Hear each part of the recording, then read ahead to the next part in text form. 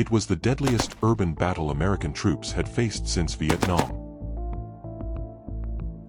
Block by block, house by house, Fallujah became a modern-day hell. Traps in every doorway, snipers on every rooftop, and an enemy that wouldn't back down. This is the true story of the Second Battle of Fallujah, where Marines fought through a city built to kill them. And the cost of victory was measured in blood.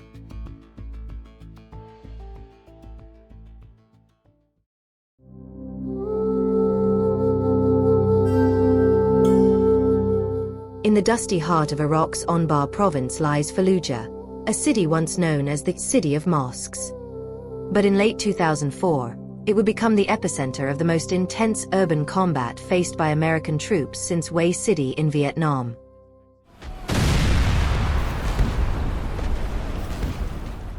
This was Operation Phantom Fury, the Second Battle of Fallujah.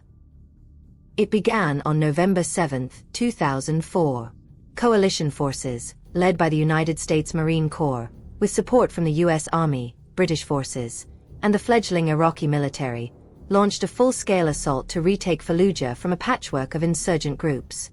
These included Al-Qaeda in Iraq, Ansar al-Sunnah, the 1920 Revolution Brigades, and others who had turned the city into a fortress of resistance.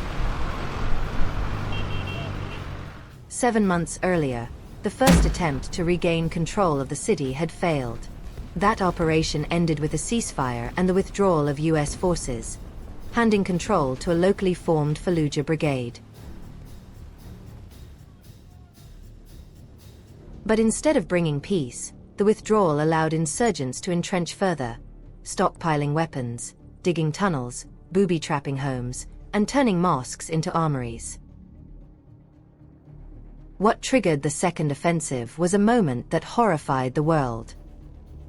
On March 31, 2004, 4 American Blackwater contractors were ambushed and killed, with graphic photos shown to the world. The images shocked U.S. leadership and galvanized calls for action. Operation Phantom Fury was now inevitable. By November, Fallujah was brimming with an estimated 3,000 to 4,000 hardened fighters. The insurgents were well armed, highly mobile, and deeply entrenched. To prepare for the battle, over 13,000 coalition troops surrounded the city. Checkpoints were set up to contain movement. On November 7th, U.S. Army and Iraqi Special Forces launched diversionary attacks on the western outskirts of Fallujah. SEAL and Recon sniper teams provided overwatch. They seized the Fallujah General Hospital and key bridges across the Euphrates River. But these were just opening moves. The main assault began the next day, November 8th. The Marines we have here right now could crush this city and be done with business in 4 days. But that is not what we're going to do. Fallujah sovereignty is an Iraqi problem.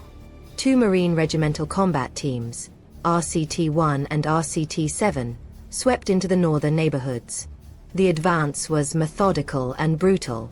Marines moved house to house, room to room, facing traps at every corner, IEDs in doorways, propane bombs rigged inside homes, and stairwells wired with grenades. Sniper fire echoed from rooftops.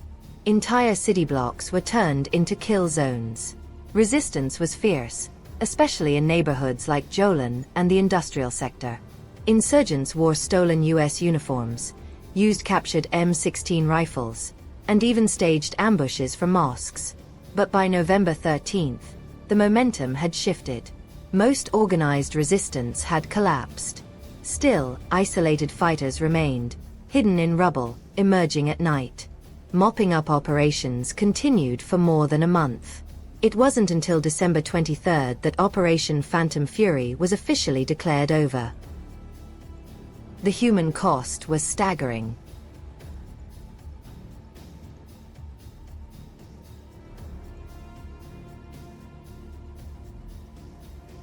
In the months that followed, residents were slowly allowed to return, but only after biometric screening and with mandatory ID cards.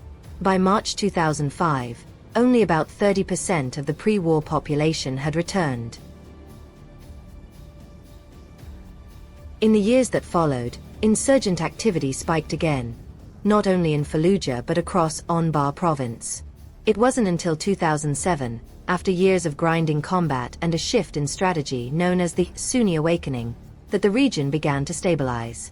Fallujah would again fall to insurgents in 2014, this time to ISIS, before finally being retaken by Iraqi forces in 2016. But the legacy of 2004 remains. And for Fallujah, it was the beginning of a long, painful road to recovery. For historians, it marked a turning point in the Iraq War. For the Marines who fought there, it was a defining crucible of brotherhood and sacrifice.